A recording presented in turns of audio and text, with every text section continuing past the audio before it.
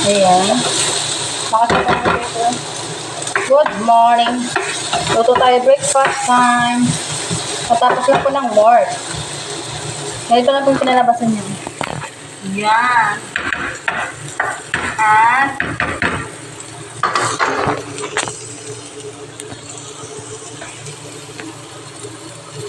At lalagyan na natin ang itlog.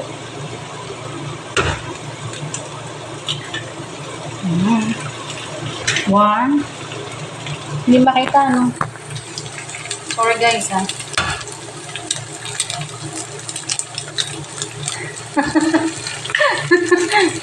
Two. Kita ba? Three. Ganyan mo.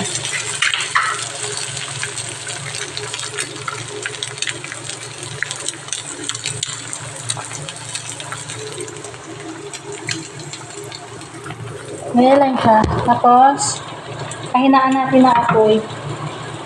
Yan. Tapos, takpan natin.